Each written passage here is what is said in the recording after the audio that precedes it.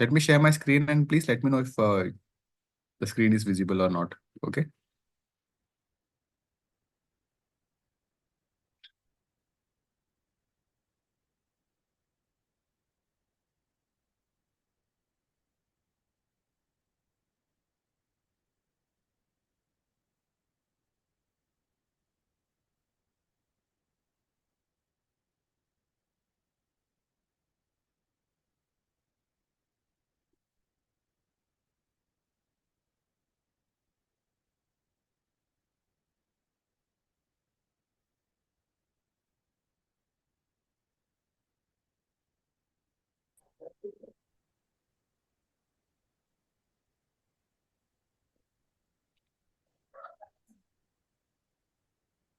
Oh,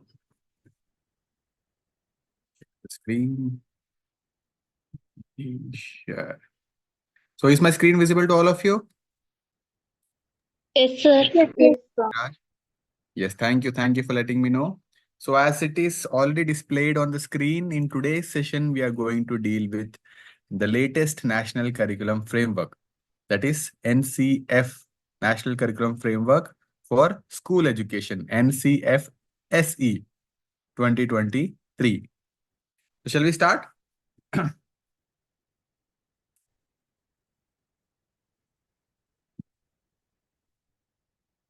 Yeah, let us start because I'll not waste much time in asking, shall we start or shall we move on to the next slide? Because I know I waste a lot of time in that. Yes. Before we start, I would like to ask you, in yesterday's class, we completed NEP 2020, Arpita. There were a lot of other sections also which I have not touched, but they are available in the PPT. If you're interested, you can read. In yesterday's class, I covered school education as a part of NEP 2020. There is adult education, there is higher education also present in NEP 2020. The PPT has everything in it. So if you're interested, you can just go through the PPT. In today's class, we are going to cover National Curriculum Framework for School Education 2023. Please let me know if my pace is too fast at any point. You can just unmute and say, sir, please go a little slow. I will go. Yes. So before we start, I have a question for you all. Can you please tell me when was the last National Curriculum Framework released? Which was the last National Curriculum Framework?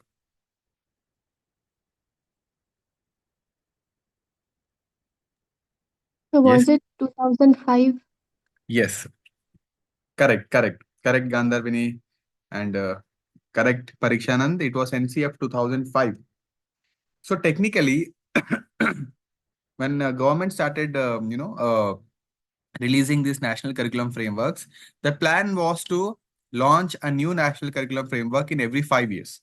That was the plan because there is so much change that is taking place in the education field, and so many advancements are coming, and so many new methodologies are developing. So main plan was to develop a new curriculum every 5 years, but that did not happen.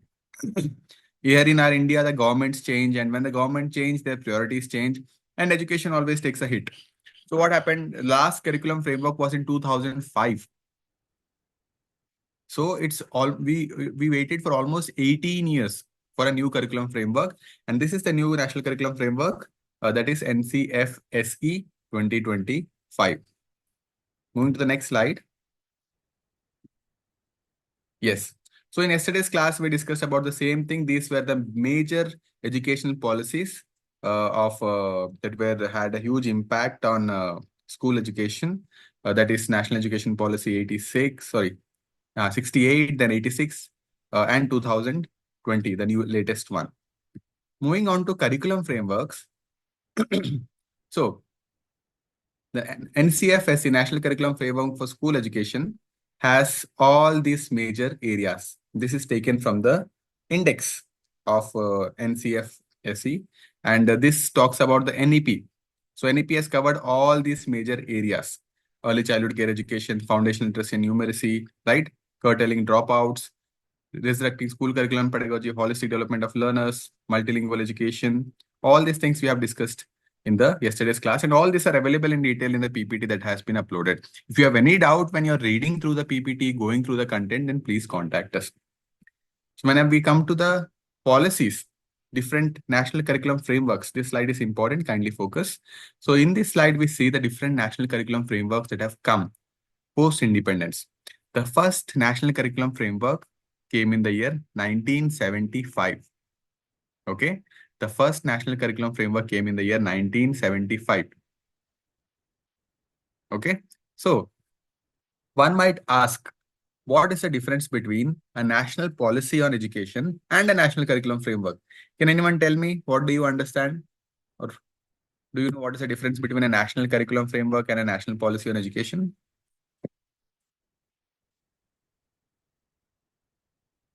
Anyone would like to try? The difference between national education policy or national policy on education and these national curriculum frameworks. The curriculum would refer to like the content that they would like to put in the textbooks, like Okay. lessons and chapters. Education would refer to like how many years and some regulation in exams and other stuff. Good attempt, Parikshanan. Let me make it very simple for all of you. Okay. So the national education policies or the national policy on education, they call it in both ways. What is their role? They set the vision and goals for the entire education system. Okay, the national education policies set the visions and goals for the entire education system. So say that by the year 20, so the national education policy 2020, its vision and goals are set for the year 2030. They are saying that by the year 2030, the visions and the objectives, the goals of NEP 2020 should be achieved, right? So they set the visions and goals for the entire education system. These visions and goals are respected specific areas they do, stages they do, all the things done. Whereas the national curriculum frameworks provide specific guidelines and a roadmap for implementing the vision that is given in NEPs. Okay, the curriculum frameworks try to implement the vision that is given in NEPs within schools. How do they implement them within schools? Through curriculum, as said by Parikshanand, through pedagogy, and through assessment. So the curriculum framework specifically talk about curriculum because it's in the name. They talk about curriculum, how the curriculum should be developed, what should be included in the curriculum, what goals should be achieved through this curriculum, how the curriculum should be planned, what are the various constituencies that should be included in the curriculum. Then what is the pedagogy that is required to transact this curriculum? Pedagogy is nothing but how we teach. So what is the pedagogy that is required or to be used to teach a specific part of curriculum, and how the assessment should be done? So if you are looking at the simple terms, the NEP, National Policies on Education, they talk about what and why. Why should we do this? What should we do? While NCFs talk about how we can do it. Clear? So when we talk about the different curriculum frameworks, the first one came in the year 1975. So here they created syllabus for all levels of schooling from class 1 to class 12. The National Curriculum Framework 1975 created a syllabus for all levels of schooling. Then came the second National Curriculum Framework in the year 1988. Okay. So what was the main thing that was told in National Curriculum Framework 1988? It was they proposed removing games from the subject listed at all levels. Then came NCF 2000, National Curriculum Framework 2000. What it produced? It produced proposed learning opportunities in a range of categorized academic areas. Okay, they talked about providing different learning opportunities, right, through different experiences, and they categorize it academic area wise: science, social science, English, Hindi, like that, subject wise they did it. Then came a very important national curriculum framework, the NCF 2005. NCF 2005 was the one that said that teaching should be learner centric, right? Learning education should be learner centric. Gave the foundation for creating thorough curricula for various school levels of schooling. Then the latest one, National Curriculum Framework for School Education 2023. There is also, see, in what has happened in the the latest National Curriculum Frameworks. They have divided the frameworks, what to say, uh, stage wise. the national curriculum frameworks, the recent national curriculum frameworks have been divided stage-wise. So there is national curriculum framework for school education, NCF-SE. Do you know what was the other national curriculum framework which was created for the before schooling stage? What is it known as? Anyone? So before launching NCF-SE, Government of India launched National Curriculum Framework for Foundation Stage, NCFFS. If interested, please go online and search for it. You'll get the details regarding it. So the National Curriculum Framework for School Education 2023 focuses on competency-based education.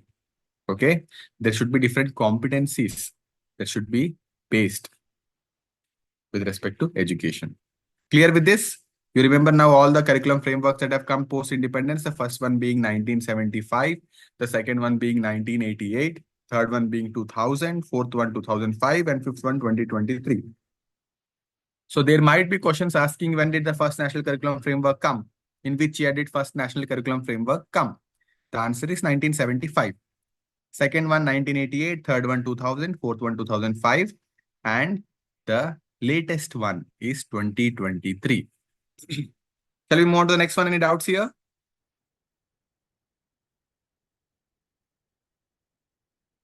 I assume no doubts as you're all quiet.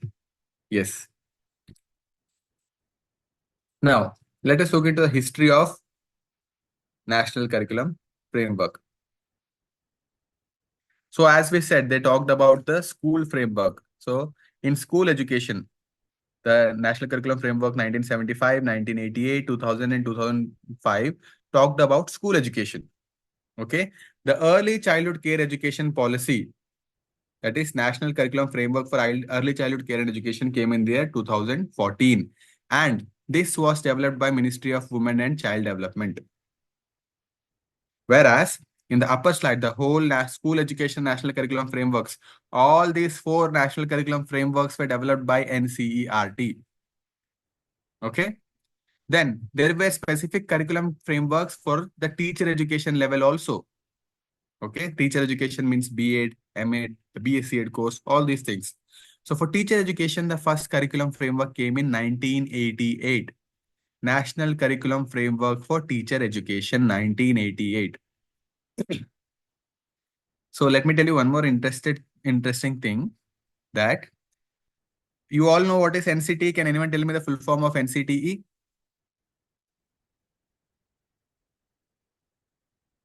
Can anyone quickly tell me the full form of NCTE? Council for Teacher Education. Yes. Council of Teacher Education. Yeah, thank you, Arpita and Parikshanan. It's National Council for Teacher Education.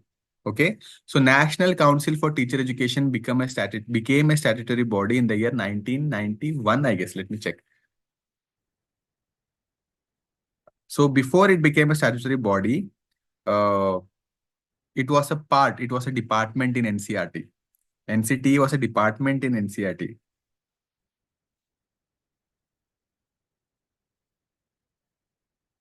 Oh, sorry, it's 1995. So NCTE became a statutory body in the year 1995. Before NCTE became a statutory body, it was a department in NCERT. So from NCERT, it came out and it became a statutory body. Okay. So the first curriculum framework for teacher education in the year 1988, I'm talking about the third rectangle, right? The first teacher education curriculum, called as National Curriculum Framework for Teacher Education, came in the year 1988, and this was developed by NCERT. The second National Curriculum Framework for Quality Teacher Education, the second National Curriculum Framework's full form is NCF-QTE. Okay, not the Gen Z term of QTE. I'm talking about National Curriculum Framework for Quality Teacher Education. Okay, that was a bad joke. Leave it aside. NCF-QTE came in the year 1998, and this was developed by NCTE. Post NCTE became a statutory body to Government of India. All the curriculum frameworks that came in the area of teacher education were developed by NCTE. Before the year 1995, only one curriculum framework for teacher education came, which was developed by NCERT. And at that time, NCTE was a department in NCERT. Any doubt till here in teacher education? Yes? No, sir. Okay, okay. I hope you are able to follow whatever I'm explaining here. Then, till date, no curriculum framework has come for adult education, but in NEP 2020, they have clearly suggested that a new curriculum framework for adult education also has to be developed. So the new curriculum framework, that is for adult education, National Curriculum Framework for Adult Education, is about to come. It has not come yet. Clear with the history of NCFs? Shall we move on to the next one? Yes, sir. Yes. Here we have talked about the NCF, National Curriculum Frameworks related to school education in the first box, first rectangle. The second box talks about Early Childhood Care Education ka National Curriculum Framework, which came in 2014. The third box talked about National Curriculum Frameworks for Teacher Education. Okay, please remember NCFTE. The latest one is 2009. They are about to develop one more which has not come yet. It might still be being drafted. Okay, then adult education, it is going to come now. Yes. So what are the salient features of the National Curriculum Framework for first National Curriculum Framework, which came in the year 1975? So here they talked about recommended curriculum stage-wise. For example, in primary education, class 1 and 3 and 1, 2 and 3 and 4. They're talking, that includes class 5 also in the primary stage. They talked about language education, first language, that is mother tongue. Then mathematics, environmental education, work experience, art education, language, art education, art, health education, and games. Then for when you move on to the second stage of primary, they are talking about mother tongue, mathematics, environmental science, all these subjects are given. And when you come to the higher stages, that is upper primary, that is 6 to 8, here they're talking about first language, then introduction of second language. It might be English, it might be Hindi. Most probably it is English. Then mathematics, science. Okay, science contains biology, physics, and chemistry. Then social science, history, civics, economics, all these things. Then the other subjects were there. And for 11th, 9th, and 10th, they talked about first language, second language, and third language was to be introduced. And maths, science, social science, and other subjects were there. This was the salient features of the 1975 curriculum. Moving on to the 1988 one. Okay. Here the national curriculum for secondary education highlights the major areas for its implementation, right? They talked about reorientation of present practices for developing curricula and instructional materials with view of making child-centered and based on testing, teaching and learning models. Here they're talking about child-centered learning.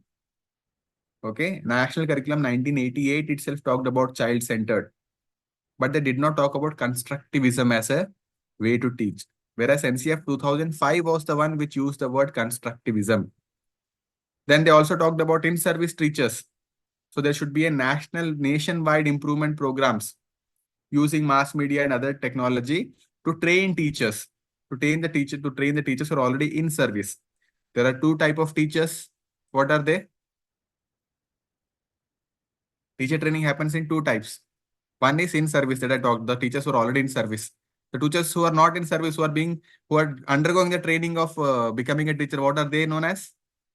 So maybe trainees. Okay, trainees is correct, but there is a specific word like in service. Guest Okay. teacher. No, it is known as pre-service teachers. Okay, so once you clear the RI exam and you enter into RI for doing the B.Sc. B.Ed course, you will be known as a pre-service teacher. That is before service teacher. Okay, and once you complete your course and enter the job, you'll become an in-service teacher. All of you, I'll repeat it once again for all of you. So pre-service teacher is the one who is undergoing the teacher education program training, the word training that you used. Okay, that is a pre-service teacher. In-service is the one who is already in the service. Then they also talked about examination reforms. They talked about introduction of CCE. 1988, they talked about introduction of CCE. CCE came in the year 2009. So that's how things work. We'll move on to the next one. That is the 2000 national curriculum. So they talked about education for cohesive society. They talked about education for girls. So the NCF 2000 came after which national education policy? Which was the before national education policy that came before NCF 2000? 1988. Yes, 86, not 88, Parikshana. That is curriculum framework. I'm talking about national policy. Okay. So national policy on education came in 1986. Its POA was 1992. The plan of action came in 1992. And in yesterday's class, when we were discussing about the policies, I told that the 86 policy was the one that talked about education for girls, right? And this policy talked about the implementation of it. Education for girls, education for children with special needs, learners from disadvantaged groups, gifted and talented children. Okay. The major focus was this. Then came the NCF 2005. What were the guiding principles of NCF 2005? Connecting knowledge to life outside school. Teaching should not be just content based. Teaching should, whatever is taught something in the classroom should have a relevance to the outside world. Ensuring that learning is shifted from rote methods, teacher-centered learning, to student-centered learning. Constructivism was something that was talked about a lot in National Curriculum Framework 2005. Then they also talked about enriching the curriculum to provide for overall development of children. Okay, they talked about enriching the curriculum to provide overall development of the children rather than remaining textbook-centric. And NCF 2005 was the one that talked about making examinations more flexible and integrated into classroom life. Okay. And they also talked about nurturing and overriding identity information by carrying concerns within the democratic policy of the country. It's not something important for us at this point, so we'll just skip ahead. You all know this academic structure. Should I repeat it for you all, or you all are clear with this new academic structure? Dear friends, do you want me to repeat the new academic structure, or you all are already clear with it? Okay. Yes, sir. Okay, I'll not repeat it then. We'll move on ahead. Clear. Thank you. Thank you. So comes our new curriculum framework, NCFSE 2023. A framework to help develop all the diverse curricula in the country. All the NCFs do that. This is the latest one doing that, while enabling consonances and harmony across the country. Okay. This curriculum framework specifically focuses on consonances and harmony across the country. Then it also talks about providing a bias for quality and equity. Okay. And providing a bias for quality and equity and holistic overall transformation of the curriculum that will enable us to positively transform overall learning experience for the students. We can go through it once again. I'll just take on the important part. There is so much to cover. Yes. So the NCFSE 2023 is organized into 5 parts. When you read the National Curriculum Framework, the major 5 sections of the National Curriculum Frameworks, they divide into 5 major parts. The first one talks about the aims of school education. What are the aims of school education? The second part talks about cross-cutting, important cross-cutting themes. These cross-cutting themes are nothing but concepts that are something that repeat in all the subjects, and they have some interlinking. Okay. So in yesterday, when we were discussing the NEP 2020, also we were talking about the interdisciplinary nature of the curriculum. So some connection, whatever we are learning in science, for example, we are learning triangles in science. It should have some connection with pyramids in history, right? Something like that. Cross-cutting themes will be there in the curriculum. Then it talks about school subject. There is a specific section that talks about school subjects. Then the part D talks about what should be the school culture and what are the different processes that should be there in the school. Then part E talks about ecosystem of schooling. What should be the ecosystem of schooling, how it should be practiced across different schools.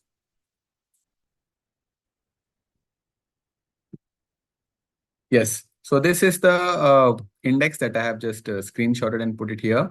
So when you look at the part A, how to approach, it talks about aims and curricular of school education. Then section B talks about cutting themes. And here you can see very clearly, the first point is in part B. The first point is rootedness in India and Indian knowledge systems. Okay. Part C talks about school subjects, learning in foundation stage, language education, mathematics education, science education, social science education, art, education in interdisciplinary areas, physical education and vocational education. The part D talks about school cultures, Okay, and the part is about creating a supportive ecosystem for learners and teachers in schools. Shall we go ahead? Yes. Too much content is being covered in here. Please don't get tensed. Wherever you have doubt, wherever you want me to do extra, just let me know. So let us look into the core principles of NCF design, the National Curriculum Frameworks design. What are the core principles? This National Curriculum Framework is to be used as a guide for practitioners. Who are the practitioners when we talk about school education? So maybe teacher. Yes, it is teachers, Shreya. Correct.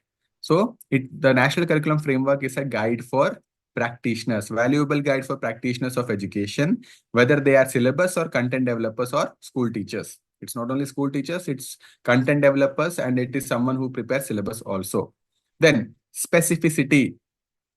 The one of the core principles of NCF is it is very specific. Examples from ground experiences are given to illustrate concepts and its principles. Okay. They are giving perspectives and letting the innovativeness for the practitioner. They're giving perspective, but they're letting the innovativeness for the practitioner. Then pragmatic. You all know what is pragmatic, right? Ground realities such as time available during the school day, resources available in most of the schools. So whatever core principles, the design of national curriculum framework is taken based on the pragmatic conditions, pragmatic considerations. How much time does a school run for? What are the facilities available in school? Based, keeping all those things in mind, right? NCF was designed. Then learning standards. The NCF has set clear and specific learning standards in order to bring clarity to all stakeholders. What should be the learning standards? What are the students expected to achieve at the end of a particular teaching learning process? Okay, all those things are very clearly given. Yes. Sir, what is pragmatic conditioner? Pragmatic considerations means they are not being too much ideal. Whatever we have, whatever we are, whatever things are available, based on that, realistic. Pragmatic means realistic considerations are taken. Sometimes what happens, when we talk about this curriculum frameworks and all, sometimes they're too visionary, and it feels like they are too ideal. Like we'll do this, we'll do that, we'll bring these changes, those changes. But those changes can only be brought if we have facilities. Do you agree, Arpita and all of you? Yes, sir. We can bring in all those changes only when we have the facilities available.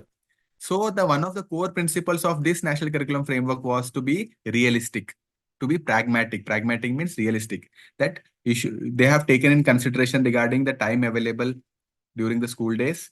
They have also thought about resources available in most of the school contexts in India. And they have also thought about teacher availability and teacher preparation. Keeping all these things in mind, right? The curriculum framework is designed. That is what they are talking about. Clear? Yes, sir. Okay, okay. Okay. So NCF, the learning standards, NCF they have set clear learning standards for all stakeholders, the students, policymakers, educational administrators, the functionaries. Okay. And they have also developed syllabus, syllabus development, content developers, parents, teachers, and students. Now, what are the broad aims of school education? Let us look into the broad aims. What are the broader aims of school education that is being said through the National Curriculum Framework? The first one is rational thought and autonomy.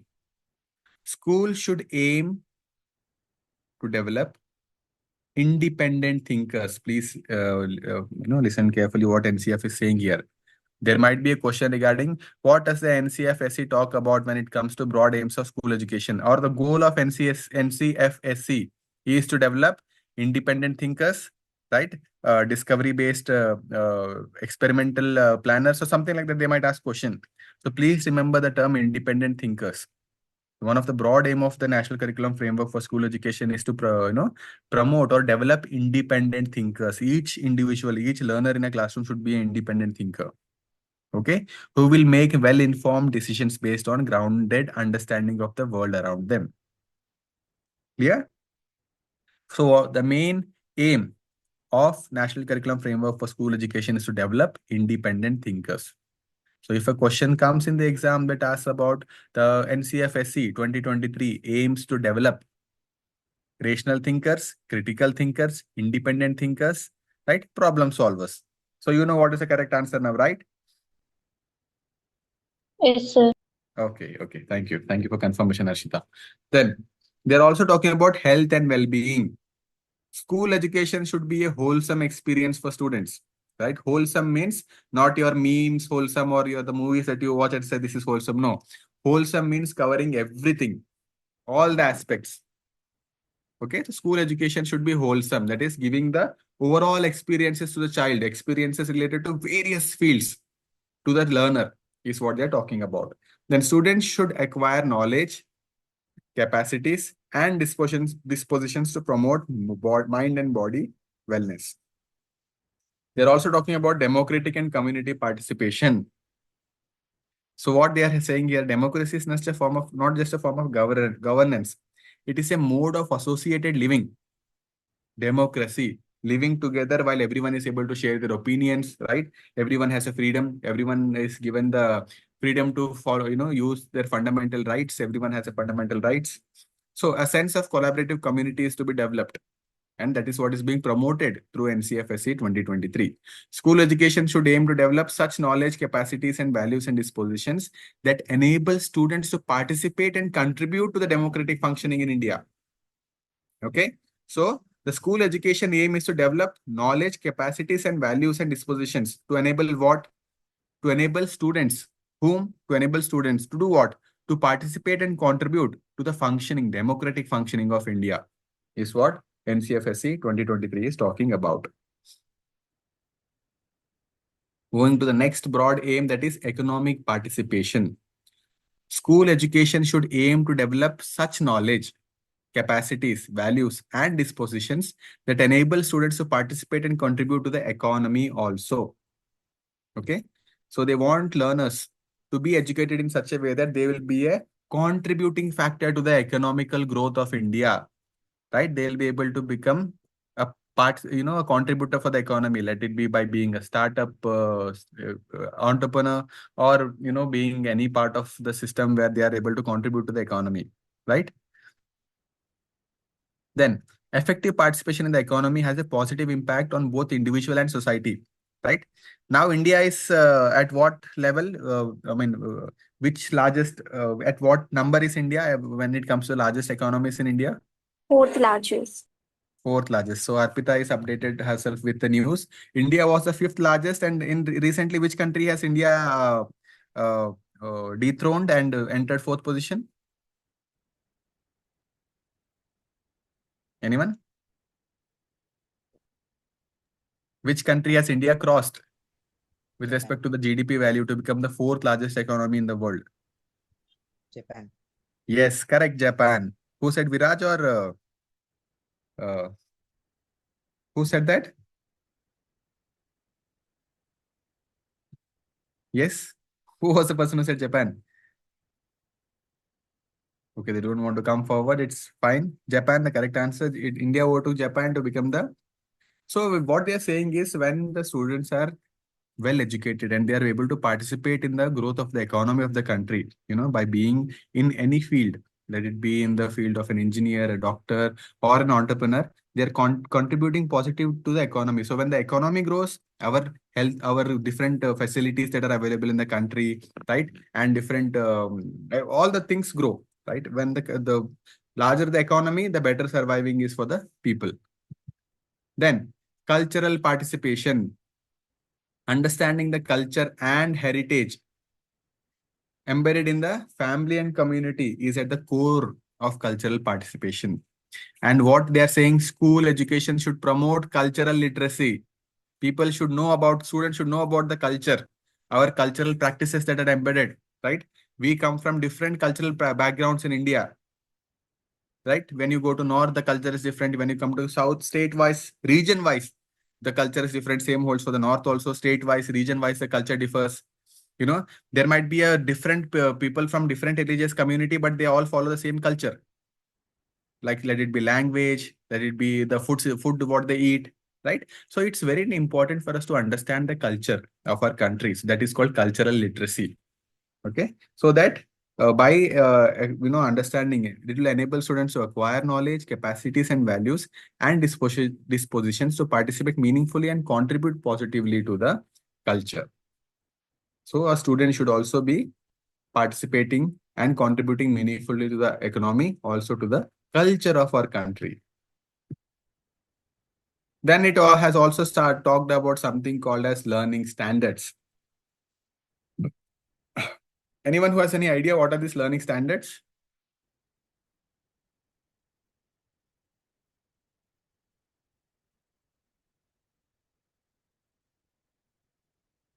So these learning standards are nothing. These learning standards are what students should know and be able to do at a specific point of their education. Okay, so these learning standards are stage specific. Learning standards for class 1, learning standards for this stage specific or class specific also learning standards are prepared. What are learning standards? They talk about what students should know and be able to do at a specific point of their education. That is learning standards. So they have talked about different areas of learning standards, starting with curricular aims. Curricular aims have been articulated within each of the curricular areas. These aims are to be achieved by the end of each of the 4 stages of schooling. What are the 4 stages of schooling? Can anyone tell me now? The first one? Foundation. Very good, Chinmay. Thank you. Foundation. I think Chinmay was the one who gave the answer for the last one. Okay, Japan. Foundation is the first. Second one is? Preparatory. Preparatory, Manogna. Thank you. Third one? Middle. Middle. Middle. Thank you. Third one is middle. And the fourth one is? Secondary. Secondary.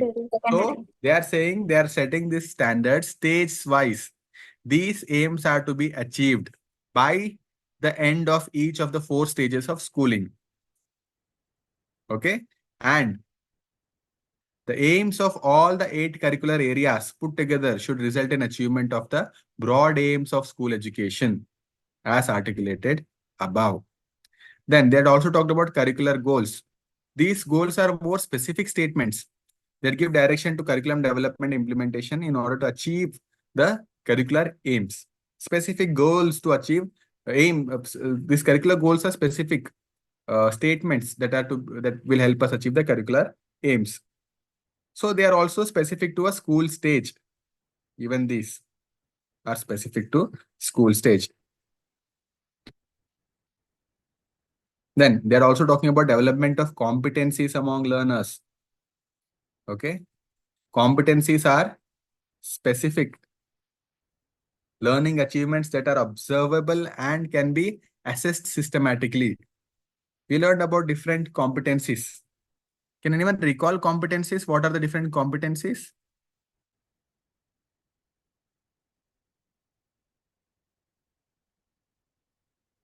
See, competencies are a combination of knowledge, skill, and abilities. Okay. The combination of knowledge, skill, abilities, and behaviors that contribute to an individual development of an individual and the performance. Okay. So NCF is also talking about development of these competencies among learners. Clear?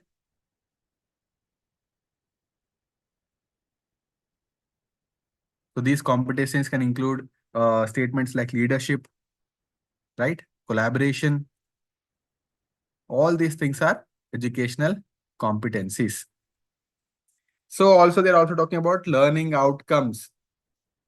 Learning outcomes, also abbreviated as LOs, are the milestones of learning and usually progress in a sequential leading to attainment of a competency. Learning outcomes are subject specific and class specific. Please remember that. Learning outcomes are subject specific, class specific, and also chapter specific. That is, after the completion of a chapter, a student will be able to know all these things. When the student is able to know all these things, the child is able to develop competencies by knowing all these things. So learning outcomes are also given here. Then coming to the next one, they are talking about the stages. Okay. Foundational, preparatory, middle, and secondary. So in the foundational stage, between 3 and 8 of the age, what development should take place? Physical development, socio-emotional and ethical development, cognitive development, aesthetic and cultural development, and language and literacy development. When they're talking about the preparatory stage, that is between age and 11, they're talking about language education. R1 and R2.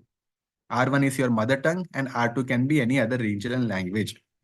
Mathematics, art education, physical education, and they're talking about the various interdisciplinary subjects that can be added through. Then comes the next stage, that is middle stage.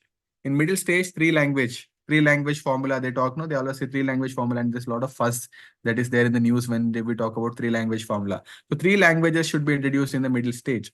With three languages, mathematics should be there, art education, physical education, science, social science, and vocational education. Now, can anyone tell me what do you mean by vocational education? So vocational education is nothing but skill-based. Yeah, someone was answering. I'm really sorry. Yeah, please, please, please. Yes. Was it Manogna? No, sir. Okay, It's okay. something like hotel management and etc. No, no, Sunny. The hotel management is a separate course. It's not vocational education. It's a mainstream education. Vocational education talks about skill-based education that will help individuals to go and get a job, right? For example, embroidery is a vocational education. Sieving is a vocational education. Candle making is an vocational education, right? So all vocational education talks about giving some kind of education which people can use as a work to survive. That is vocational education. Okay? No issues. Then comes secondary stage, that is between age 14 and 18. So there are two phases. Phase 1 is 9th and 10th. Phase 2 is 11th and 12th. In phase 1, that is 9th and 10th, they're talking about to engage with all the curricular areas as in the middle stage. They will continue what are the curricular areas that are there in the middle stage. That is three language, mathematics, science, social science, art. All this will continue. With that, they'll study environmental education as interdisciplinary area of study. Then phase 2 is 11th and 12th. In phase 2, they're talking a lot about choice-based courses. There's a big, huge information that they have given, which we'll take up for the next class because it's too much. Okay, and students need to study two subjects from language education in 11th and 12th also. You all studied two languages in your 11th and 12th? Yes, sir. Yes, here also they're talking about two languages are to be compulsory. Whereas when it comes to the other subjects, you will go crazy with the choices that your juniors or the young generation is going to get in 11th and 12th. They have given so many choices. One can study maths, physics, and music. Okay, so I'll discuss about that. It's very interesting.